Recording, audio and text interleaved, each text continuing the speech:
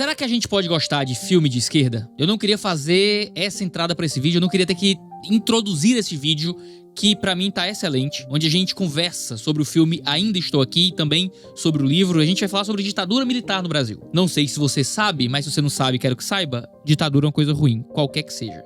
Iago, mas havia o contragolpe, se não foi um golpe, foi um contragolpe. Se você é um maluco que acha que existe algum motivo que justifique ditadura, só porque era uma ditadura que dizem que era contra a esquerda, você perdeu o juízo. O seu lugar não é nesse canal, tá bom? Eu sou um cara de direita, conservador, mais de direita que a maioria de vocês que me assiste, e sou contra, por ser de direita, sou contra qualquer ditadura, qualquer ato de violência do governo que haja contra cidadãos comuns, contra outros políticos. Eu sou contra o fim da divisão de poderes, o que é que seja. Seja ditaduras de direita, seja ditaduras de esquerda, todas elas são, sempre serão, uma desgraça para uma sociedade. Se um filme como Ainda Estou Aqui é um filme cujos personagens envolvidos hoje são pessoas profundamente de esquerda e é um filme contra a ditadura militar, a pergunta que importa é: a crítica que o filme faz é boa? É justa? O recorte que é apresentado é um bom recorte? O recorte que é apresentado é fiel aos fatos? E no fim, quais são as lições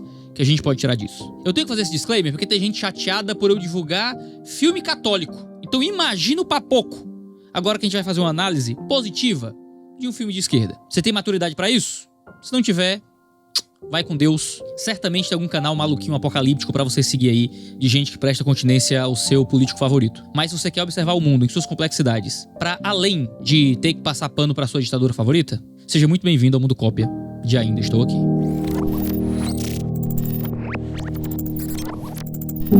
Todo mundo que era contra a ditadura era comunista. Todos se tornaram suspeitos, subversivos em potencial. O comunista estava na fronteira, atrás da porta, na sombra, na igreja, na escola, no cinema, no teatro, na música, no exército. O comunista vendia pipoca. Estava disfarçado em balés, óperas, podia ser seu vizinho, podia estar debaixo da sua cama, poluir o reservatório de água, dopar os bebedouros.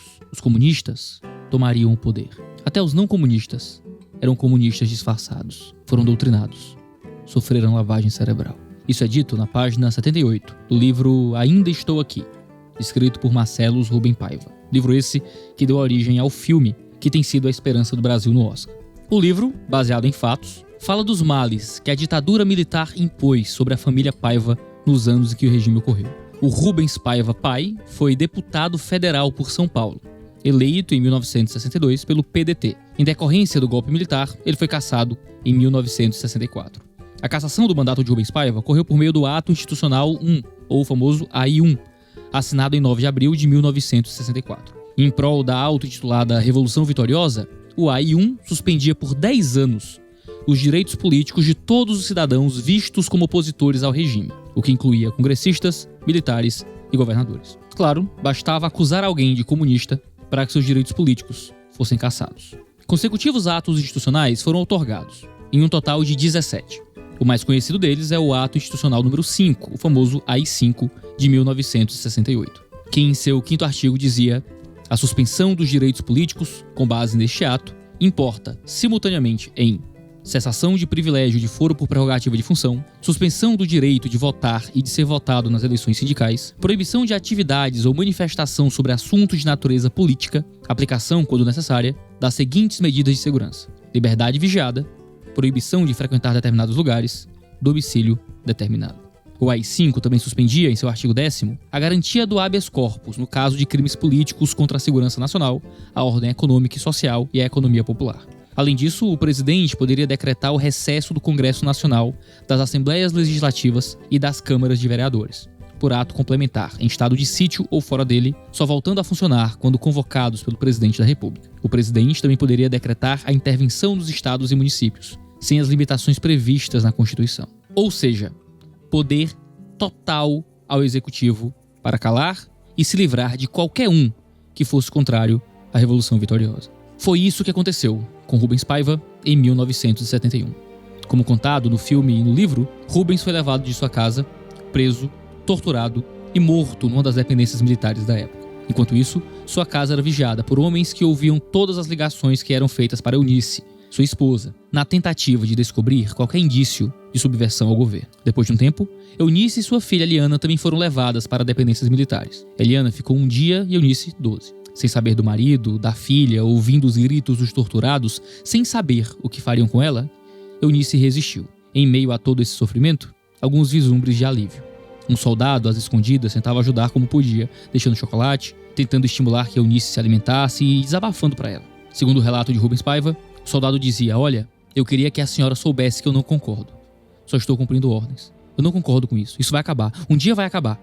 O que estão fazendo aqui não está certo. E quando acabar, e nos reencontrarmos um dia em outras condições, espero que a senhora conte a todos que eu não concordava, que só cumpria ordens e que torcia para isso acabar logo. A acusação que foi feita contra Rubens Paiva é que ele estava envolvido com ataques terroristas. Militar da reserva, o general reformado Raimundo Ronaldo Campos confessou que recebeu ordens do então subcomandante do DOI, o major Francisco Demiurgo Santos Cardoso, para levar um Fusca até a região do Alto da Boa Vista e simular um ataque terrorista ao Fusca. O Raimundo e outros 2 sargentos metralharam e incendiaram o carro, jogando um fósforo aceso no tanque de combustível. Esse caso foi usado para justificar a morte de Rubens Paiva. No entanto, vários documentos foram encontrados, mostrando que ele morreu nas dependências do DOI da Tijuca, logo após ser preso em casa no Leblon. Diante da justificativa de acabar com o comunismo, todos os males possíveis eram perpetrados. Estar diante do que julgavam ser o mal total justificava tudo, até o mal total. Informes do Serviço Nacional de Informações e do Centro de Informações do Exército constantemente assumiam que o regime agia ao arrepio da lei, fora dos trâmites normais da justiça militar e com ações qualificadas como crimes. Um informe em particular criticava a independência do judiciário, porque ele iria expor toda a corrupção do regime, e o povo não suportaria o descrédito que isso lançaria ao próprio movimento de 1964. Esconder a corrupção era justificada, já que mostrar esses casos à população seria uma arma bem eficiente que nós mesmos daríamos ao marxismo internacional contra o Brasil. Assim como em todo movimento revolucionário, a ética política submete a ética ao que melhor concretiza o plano político na história. O que, claro, não é uma novidade. Na peça Os Cavaleiros, de Aristófanes, o personagem Plafagônio se justifica em 426 a.C.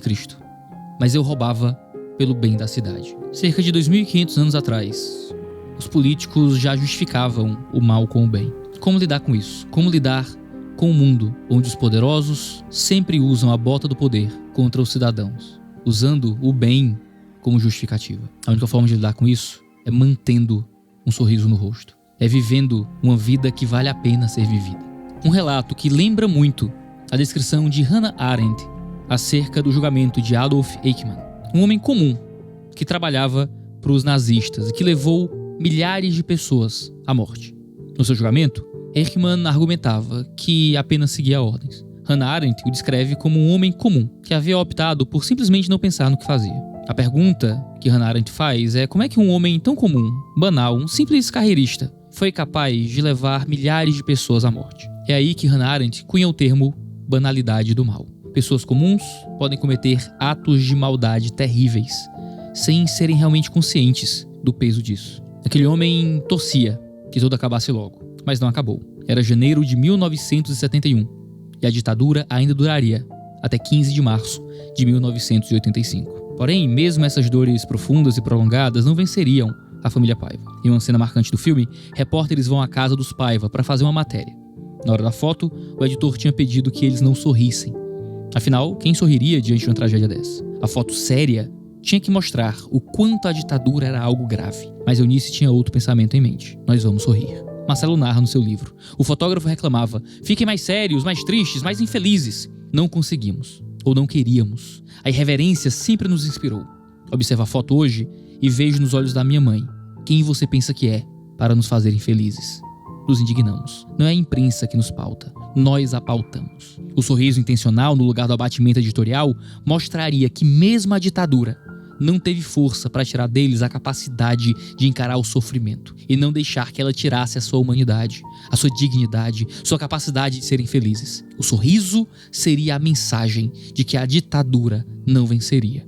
Num texto chamado On Living in an Atomic Age, C.S. Lewis pergunta como devemos viver em uma era atômica.